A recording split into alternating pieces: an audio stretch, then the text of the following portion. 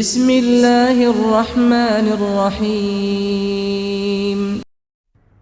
زه درته د کربلا هغه اصلي فلسفه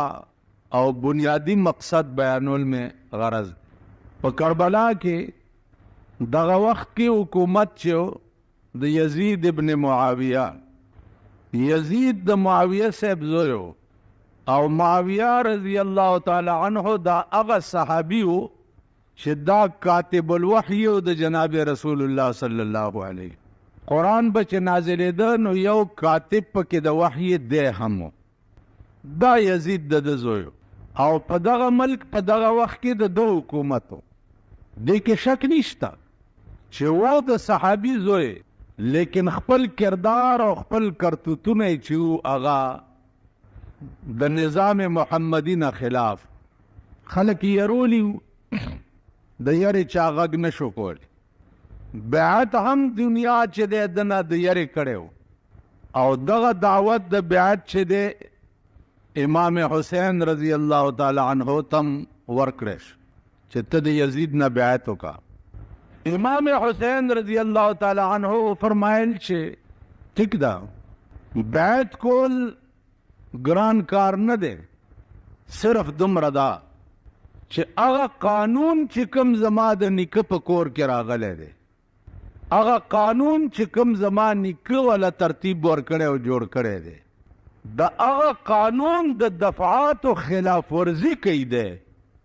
نو هغه قانون ما ته اجازت نه راکوي چې زه د نه بیعت وکړم او دی تسلیم کم او دی ومنم. عزیزیانو، اصل رنگ او رخ چې دی د کربلا هغه دا دی. زمون کې دا سنیان دي کسب بلاګان دي، دوی په دې محرم کې محرم مناول صرف دغه ته وایي چې په آخر لسمه ورځ باندې ادیرو ته لاړ شي، په مړو بمو به واچوي او ښځې پکې کیرونه میرونه پاخه کي او سړي پکې خدای خبر څه چلو کی. دا په سنی دنیا کې د محرم مناول دی ته وایي. دا ولې په مړو اچوي؟ په دې لسمه ورځ باندې دنیا وګورئ، ښځې او نر ادیرو ته رواني منګي ورسره او په مړو اوبه اچوي. دا ولې؟ وایي امامان تږي شهیدان شوي دي. د دوی دې عقل ته ګوره، زه خو وایم چې تاسو پورې سرونه نه دي کاڼي در پورې نښتي. امامان 1400 کاله وشو تږي په کربلا کې شهیدان شوي دي او ته په دلته په خپلو مړو باندې اچوي. نو ته په ایمان ووایه چې تږی ته او به زه څکم نو ته پې مړېږي. تاسو د دې قوم عقل دی؟ تاسو هر کلي هر وطن دی ټول صوبه سرحد کې وګورځئ، په لسم او نهم محرم باندې دا دیرې ډکي او د کلالانو بار منګي لګولي او نرغه دی چې نوی منګی علي اوبو نه یې ډکوي او دیرې ته وړي او یو کټوری اوبه په مړو باندې اچوي چې امامان تږي شهیدان شي. تاسو خلق، زه خو ځکه وایم چې د سړي زامن ورک شو که ښځې او نر د نه سړي زامن دي، ښځې او نر اوبه په خپل مړ یې اچوي او امامان تږي په کربلا کې شهیدان شوي دي. نو دې ځای نه لاندې څه پایپ لاین تلی دی چې دا اوبه هلته هغې ته ورسي، بیا دا اوبه د مرګ نه وروستو چاته وررسي. دا د دې قوم عقل دی. هغه بنیادي فلسفه د دې واقع چې دا په هغې تر اوسه پورې سني دنیا پوه هم نه ده، پوهېږي نه چې دا جنګ شوی ولې و، بنیاد یې څه و. عزیزانو، بنیاد یې دا و چې هغه قانون چې کوم زما د نیکه په کور کې جوړ دی، ته د هغه قانون نه خلاف ورزي کوې. ستا په دور حکومت کې حرام حلال شوي دي، ناروا ته روا ویلی کېږي، شراب پکې څکلی کېږي، زنا پکې کېږي، حرام ستا په حکومت کې حلال شوي دي او زما د نیکه په قانون کې دې څیزونو ته حرام ویلی شوي دي. نو څو پورې دی چې دا حرام بند کړی نه وي تر هغې پورې زه ستا بیعت نه. که د پاکستان قوم کې ایمان وی نو په دې 45 کاله کې به د پاکستان یو حکومت هم تسلیم کړی وی، یو حکومت. ځکه چې هر حکومت چې راځي هغه د حرامو جړ دی، د نارواو جړ دی، د بې حیایۍ جړ دی، د بې غیرتۍ جړ دی هر حکومت چې راځي نو دا حکومتونه د دې قابل دي چې دې ته سړی سر ټیټ کړي او دا تسلیم د امام حسین بنیادي جګړه دا وه بیا د کوفي خلق ورپسې راله د کوفي خلق ورپسې راله چې صاحب تا سره یو چې څنګه وی هغسې کوو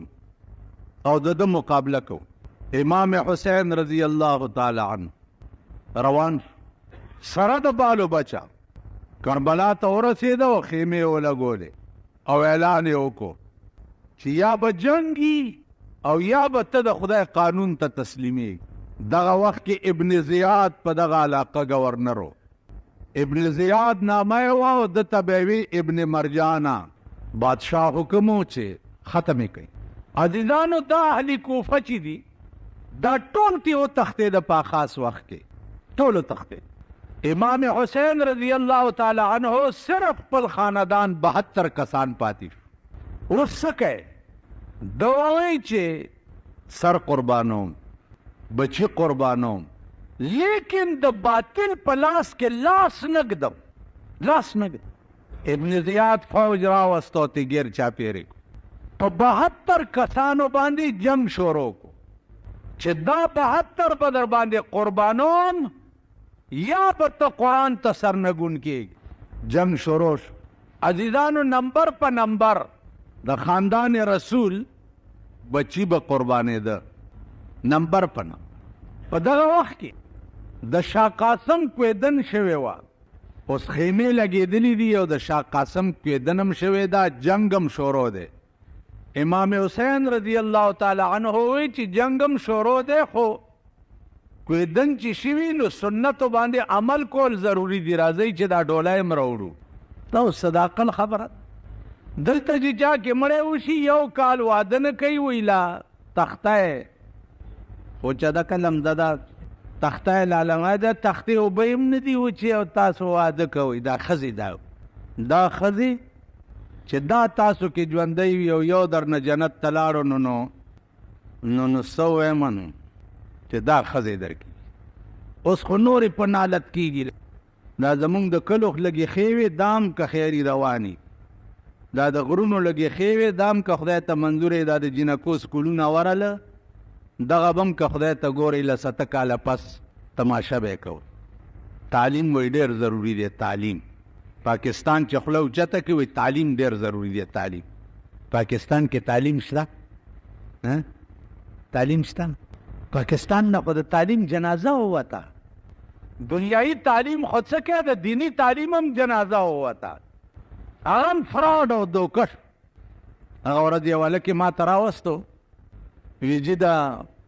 پلانوی مدرسې ته لږ شپارس وکړه چې ده ته سند ورکړي څه شي سند ورکړي ویل د قرت سند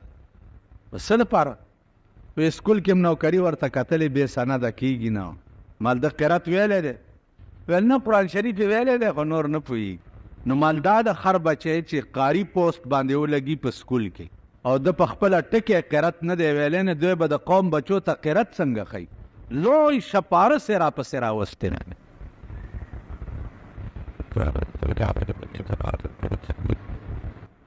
او خدای مې دې ګناهګارۍ نه وم د ملا زوی نو دا شعر مې ورته وی چې یا الهی یہ تیرے سادہ دل بندے کدھر جائیں یا الہی یہ تیرے سادہ دل بندے کدھر جائیں کہ سلطانی بھی عیاری ہے اور درویشی بھی عیاری یا الہی یہ تیرے سادہ دل بندے کدھر جائیں کہ سلطانی بھی عیاری ہے اور درویشی بھی عیاری وے خدایا دا ستا ساده بندگان چرته لاړ شي ایران په خلوتونو کې ټګان ناست دي او بادشاهان په تختونو ټګان ناست دي دا خلک چرته لاړ شي دا څوک که زه په خلوت او په جماعت کې ناست یم په خپل رنګ کې غله وټګې ما که بادشاهان د بادشاهۍ په کرسی ناست دي په خپل رنګ کې غله وټګان دا خلک څه دا یاد کوي چې یا الہی یہ تیرے سادہ دل بندے کی درجائیں کہ سلطانی بھی عیاری ہے اور درویشی بھی عیاری بادشاہی اور درویشی دوارا ٹگیش دین هم په فراډ او په دوکه شروع کم منصب باندې چې زه کېدم او ما دین ویلی نه وي زه به قوم ته څه دین ښیم عزیزانو نن قوم خو بالکل ړوند دی په غبرګو ړوند دی په باب د دین کې په خبره نه پوهېږي اوس مونږه ما 14 کاله طالبګیري کړې ده 14 کاله او 19 کاله مې استازي کړې ده 14 او 19 څو شو 11 کاله ما د کتاب نه بغیر بل کار نه دی کړی 11 کال او په 11 کاله مې چې څه ویلي دي او څه مې پړاو کړي دي راته د الف په شان یاد دي داسې خبرې دي زما په معلوماتو کې چې زه یو سوال وکم یو سوال پرون راته یو د کوټ یو مولانا وی په لوی قهر دی اخته کړي مال ولي ویله تا چې اختر کې ویلي چې دا د قربانۍ غوښې چاو وی په لوی عذاب اخته یو خلک رامنډې وی چې چاو خوړې مال زه څه خبر یم چې چاو خوړې نالورې اوس یو بله خبره کوم چې نورم په غم واړو ویلا څه ویم مالا دا ویم چې په قبر کې به ملایکې په کومه ژبه کې تپوس کوي ویل کومه کې به کوي مال زه څه خبرې اوس مولا له چې ورشي خو عربي کې به کوي که نه من ربک عربي کې به پښتنه کوي نه عربي کې به نه کوي بله ژبه به ما ته چې کومه اشتباه وشي ما ته 2-3 مسئلې داسې دي چې زه پکې نښتی یم زه دې ځای نه تر کراچۍ پورې زه وګرځېدم په سن 82 کې د مسجد نبوي د خطیب نه مې تپوس وکړو ما ته وایي والله یا شیخ ما افهم ما هذه المسأله په دې مسله خو زه پوه نه شم ما ته کومو خلکو به چې اشتباهګانې لرې کولې هغه لاړه مړه شو ما ته اشتباه ده دې نه تر کراچۍ پورې دنیا نه مې تپوس وکړو اشتباه نه لرې کي اخري مې خلاصه په دې کړه چې خبر نه یم چې وکم خواته به زما خبر نه یم چې وکم خواته به زما خدایه څه شو هغه ما لیدلي خلق موږ چې کوم خلق لیدلي او سوال به دې پې وکړو نو په ګنټو به لګیا وو او سوال پې وکړه خبره نه پوهېږي نو عزیزانو عرض مې دا و چې تعلیم خو جنازه وته تعلیم خو شته نه دین شته او نه دنیا شته د دنیا تعلیم هم جنازه وته او د دین د تعلیم هم جنازه وته نه طالب زده کوي چې طالب یې نه زده کوي استاذ نه هم شوق ورک شي د شپې اخبار ګوري اډو کتاب ګوري مونږ چې کومه زمانه کې سبق وي هغه زمانه کې د ډیوي زمانه وه د راډ او د بلب زمانه نه وه زمونږ استادانو به د شپې د ډیوي په رڼا کتاب کتو تیل به نو د ستورو او د سپوږمۍ په رڼا به کتاب کتو چې سبا مې طالب گیر نه کی چر اوس هر څوک چې طالبان ګوره په لاس کې اخبار نیولی طالبان ګوره د طالب اخبار سره څه کار بیا دا د پاکستان اخبارونه دا د کتو قابل دي زه ورته لاسکوم نه زما ملګری دی پکې ضروري خبرې ما ته هغه وایي زه ورته نه لاس کوم ما ته دا شعر را یاد شي چې تل به نوي شګفته بازار د عمر نه به جوړ وي همیشه گلزار د عمر طالبان به فراموش د دین کتاب کا د دنیا کتاب به ګورې مونږ به نه یو طالبان به فراموش د دین کتاب کا د دنیا کتاب به ګورې مونږ به نه یو کافران به همیشه عبدالعظیمه د دوزخ په لمبو تور وي مونږ به نه یو طالبان به فراموش د دین کتاب کا. مونږ خو اخبار پیژندوم نه. اخبار څه د خره سر په سړي پورې تړلی، د سړي په خره پورې تړلی، د سپي په خندیر پورې تړلی، د خندیر په سپي پورې تړلی. دا ستا د ملک د اخبار خبرې. سار چرالی اوہو نواز شریف نے کہا کہ میں صدر سے ملوں گا. دست خبر خدای دې کور عمران کی د نواز شریف ملے گی کہ نه ملے گی، څه دپاره ملے گی؟ خو دې له به ملے گی چې لرې کوه مې ما. بیړه مغر کشه څه عقل وکوي، څه د سړي زامن شي. پرون ستا اسمبلی دا اسمبلی دي، لعنت په داسې ملک او په داسې اسمبلو باندې چې کومې دا بجټ پاس کړی دی چې د ښځو سرخي پوډر ارزان شو او سر باټینګن ګران شو. ته چې کوم شی خورې ګران شو، کور دې وران شو، دغه پلارم د خندیر بچیه او د ښځو زړې نه ځوانه جوړول دا ارزان شو. دا ستا بجټ، دا خبرې دي په اخبار کې. خبرې خو د هغه کتاب کوه چې مجنون ته چاوي چې هلکه دا څه کوې وخت دې کتاب باندې پروت. هغه ورته چې د یار د خط و خال نښې پکې وي، چې د یار د خط و خال نښې پکې وي، زوړن سر په مطالعه د کتاب خوښ یمه. هغه کتاب مې ډېر خوښ دی چې کوم کې د یار د خط و خال نښې. په دې حدیث کتابونو کې یو کتاب دی شمایل ترمیزی ورته وایي. څه ورته وایي؟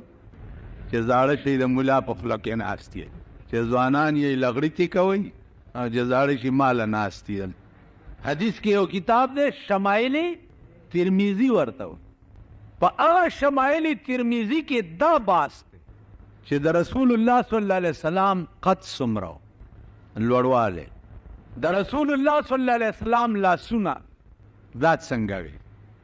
د دې ګوتو بندونه څنګه، د رسول الله صلی الله علیه وسلم شونډې مبارکې څنګه وي، الله د رسول الله صلی الله علیه وسلم غاښونه څنګه، د سترګو بناوټ دا څنګه، د ویښتو بناوټ دا څنګه، په ګیره کې ویښته سپین او تور څومره. نو عاشقانو دام شمارلی دي چې د حضور په آخر وخت کې د بد زناور نه بدي شي او چې لا ټوخېږي چې دا زور شي او دا لږه ښه وي که نه، او په ټوخېدو شي نو لور ته وایي چې لږې اوبه ورکړه که خدای مې ترې خلاصه کړي. ټوله شپه ټوخېږي، د خوبه یې عشق دې ته وایي. عاشقانو دام شمارلی چې کل 29 ویښته په آخر وخت کې د سردار کونین سپین شي. 29 بیا د زلفو خم څنګه، قدرتي طور په دې زلفو کې خم داسې کوږوالي ته وایي چې هغه دا به خدای پوهېږي او چې چا هغه خم لیدلی او نو هغوی به پوهېږي چې څنګه خوند دی. نو حاجي محمد امین هغه خوند لیدلی و چې 100,000 فردوسی په هر خم کې د زلفو دي، 100,000 جنتونه د رسول الله صلی الله علیه وسلم د زلفو د یو ویښته د کوږوالي نه قربان شو، 100,000 جنته. نو شمایل ترمیزي کې دا باعث حسن څومره و، ښایسته څومره و. امام ترمیزي وایي ښایسته دومره و چې کټ کې پروت و، د 14مې سپوږمۍ وه. بیبي عایشه فرمایي ما به کله د 14مې سپوږمۍ ته وکته او کله به مې د ده چهره انور ته وکته. په خدای مې دې قسمي چې د ده مخ ته به مې وکته سپوږمۍ به راته تته ښکارېده. نو چې د یار د خط و خال نښې پکې وي، زوړن سر په مطالعه د کتاب خوښ یمه. قرآن او حدیث کې خو د یار د خط و خال نښې دي که نو دې نه هم ښه کتاب بل شته چې څوک ورته وګوري. دې نه ښه کتاب بل شته. تاسو کې چې ډېر لوی زبرګ شئ او ځان نه د شیخ پولاد بابا نوسی جوړ کړئ نو جومات ته راشئ او قرآن راوالئ او لږ تلاوت پکې وکړئ. تلاوت خو هر څوک کوي، تلاوت خو هر څوک کوي. دا پړاو کا چې دې کې د یار د خط و خال کومې نښې لیکلي دي، دا پړاو کا، دا پړاوان غواړي. نو عزیزانو عرض مې دا و چې قرآن او حدیث دا د یار خط و خال دی او چاته چې د یار خط و خال معلوم نه دنیا کې پې مین نه دنیا کې په زړه کې دغه درد نه نم قبرونه شته او نم قیامت شته او نه جنتونه شته او نه څه شته هغه لویې کندې د وایل ته وایل په قرآن کې راځي هغه کنده ده چې هره ورځ جهنم هم تې او یا کرتې امان غواړي هغې له تیاری کوئ اوس د یار خط و خال دی قرآن او حدیث امام حسین د یار په خط و خال باندې بچی قربانوي بچو کې قربانوي زنانه ته وایي چې دا د شاه قاسم واده پکې وکړي نو یو خیمې نه بلې خیمې نه ډوله هم راوړه او د هغه شهیدانو د وینو نکریزې لاس باندې جینۍ ته ولګولې لاسونه سره کوئ تاسو چې په نکریزو ستاسو ښځې روانې شمې پکې بلې کړي ډولکې او دوپړی ورسره وي ښځې ورسره وي د هلکان د شاخی تاخی زامن ورسره وي ښځو سره روانې زه نکریزو باندې روان ای د سور بچو داسې د سور قوم ما په روی زمین نه دی لیدلی لکه دا چې زما مخې ته خو تېرېږئ که نه ارامي قومه که نه زما مخې ته هغه ډمان ودرېږي ګډې کي ودرېږې لږ ورته ګډ شي د بجلیګر ملا ډېر خلاف دی نو بیا د هلکان ورته ګډ شي زه ورته یم ګډېږئ د ډمې زامنو ګډېږئ د ډمې زامنو زما د کوره به څه والئ ما نه به څه والئ والله کم پرېږدم چې دا ژبه مې په دې خوله کې د سوټمارې زامن به درته وایم د ډمې زامن به درته وایم د سور بچي به درته وایم تاسو ګډېږئ او زه به درته دا وایم ګډېږئ ما نه به څه والئ موسی علیه السلام له یو سړي ښځه راوستولی که دې نه هم نه منې کې نو پیغمبري دې منو که دې نه منې کې نو نه دې منو موسی علیه السلام ورته ویلې دې نه مې منې کړي یی باقي خوښه خپله ده چې څه کوئ هغه کوئ وی نه لاوی تو مهندی نه کرتے لوٹنا نی ڈرنے تو واجے وجا بے نماز چې نه یریږي دوپهر غږوا ورته ګډېږه ګډېږه کورونو ته ویسیارونه وړئ کورونو ته ټلویزیونونه وړئ ښځې ورته کېنوئ نران ورته کېنوئ ګډېږئ ګډېږئ ګډېږئ ګورئ به چې چاته بخه کېږي مونږ څه دي ما د لاسه څه دي ما نه به خدای دا پوښتنه کوي چې تا ته ما یو شی ښودلی او خلقو ته دې ویلي دي که نه دي نو زه خو به ووایم چې خدای وینا یې لا څه کوي چې زما وینا امریکې ته لندن ته جرمني ته روس ته فرانس ته عرب ټول ملکونه یو ملک داسې پاتې نه دی چې د بجلیګر مولا دا ګډې وډې ور رسېدلي نه شته داسې ملک هر ملک ته نو په مخ د ځمکه داسې ځای نه دی پاتې چې زما اواز نه دی ور رسېدلی زه به په فخر سره ویم چې خدایه ما خو خپل سینه وشلوله باقي ته پوهېږه او قوم دې پوهېږه او مخلوق دې پوهېږه زما زه مخکې ذموار مې د شاه قاسم بیبي راوسته د یو خیمې نه بلې خیمې د شپې ړومبی شپه ده آواز وشو چې راوځه جنګ له توره یې راواغسته ناوې ورته څه وایي ناوې ورته څه وایي ځانونو ته وګورئ تاسو کې چې ودونه یي ځانونو ته وګورئ ډولۍ ته م وګورئ هغه جنجونو ته م وګورئ وریجې چې پخ کړي خلکو ته ټوکری ټوکری کېږئ دغې ته وګورئ هغه سرین چې وله راغوښتي دغې ته وګورئ د شاه قاسم واده ته م وګورئ د شاه قاسم بیبي قاسم ته وی جانانا مزه زمانا د لومبۍ شپې ناوې ورته وایي د شاه قاسم بیبي قاسم ته وی جانانا مزه زمانا شمر ظالم بودی د غشو په باران وجنی دا مظلومان وجنی او دا څوک کوي دا کار قرآن وایي د قرآن بیا خاوندان وجنی دا مظلومان وجنی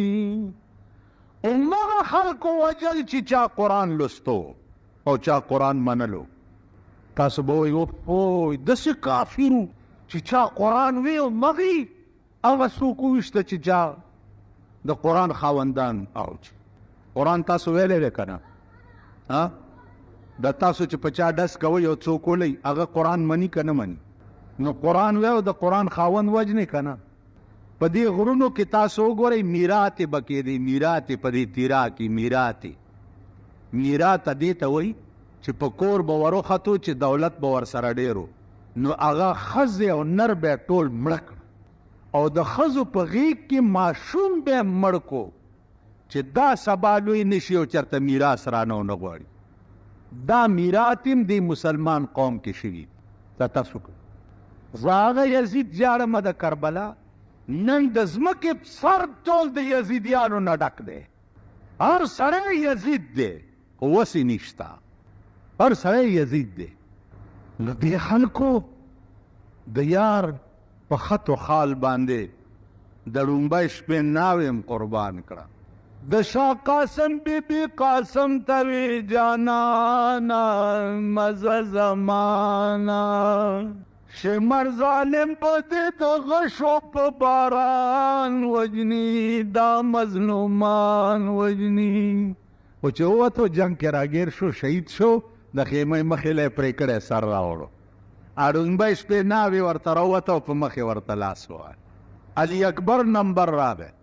الله اکبر. هغه ورځ د چا زوی شوی ما ته ښه نامه پې کېده مال علي اکبر نوم پې کېده. وی یاره جي علي اکبر څه زړه نامه ده داسې نوې غوندې نامه وښایه. ما نوې نامه درته وښیم ویلی او مال دغه نامه پې کېده دلیپ کمار نامه پې کېده. وی چا څوک دی مال د هندوستان یو مشهور ډم دی پاکستان ته چې راغلی هم ډېر استقبال یې شوی و. ما دا نامه پې کېده دا نوې ډېره ښایسته نامه ده د ډم نامه پې کېده. زه خدای دې د دغه زوی سر که په خوله که چې دا تا راوړی دی وکېږه. علي اکبر وایي زړه نامه دا خلق دی دا څه قوم. اوس ما نه څوک تپوس وکړي داسې غوسه راشي ویم چې لخته را سره یو دا شونډې پې وپړسو سخت هیت پت کېږو. علي اکبر نمبر راغو خیمه کې توره راواغست. علي اکبر کړو ځان سمبال د جنگ په لور دی زړه مې نسکور دی. علي اکبر کړو ځان سمبال د جنگ په لور دی زړه مې نسکور دی. په سترګو ړوند شه چې څوک داسې شهزادګان وجني دا مظلومان وجني. و چې بار ووتو د تورو په منځ کې ګیر شو علي اکبر هم انا لله و انا الیه راجعون. امام حسین نمبر راغی لسم محرم دی. آواز وشو چې ماشوم پیدا شو په خیمه کې لږ بانګ ورته غوږ کې ووایه نو بیا ځه جنګ له راوړئ. امام حسین ماشوم په غېږ کې واغستو غوږ کې ورته اذان کوي. ماشوم ته په غوږ کې اذان څنګه کوي دا چاله ورځي. هغې له هم ملا راولئ چاله ماشوم سوی دی مونږ پې پوهېږو نه چې غوږ کې ورته بانګ مړی پروت دی جنازې له هم ملا راولئ چاله مړی دی مونږ نه پوهېږو په جنازه والله که کولی شو. کور دی دوران شه کور دی د میردین جومات د مړي جنازه هر سړی کولی شي هر سړی که ګیرې وي او که نه که لکۍ وي او که نه که ښکرې وي او که نه. خو د کافر بچی به اودس وکړي مخکې به ودرېږي که هېڅ والا نه ورځي دوه څلور کسه به ورپسې ودرېږي څلور ځله به وایي الله اکبر الله اکبر الله اکبر الله اکبر السلام علیکم ورحمت الله السلام علیکم ورحمت الله به جنازه وشوه. هر سړی کولی شي مخکې مونځ هر سړی کولی شي. ملا ولا فرض شرط نه دی خو چې الحمد او قلغو ورځي بس مخکې ودرېږه او نیت وتړه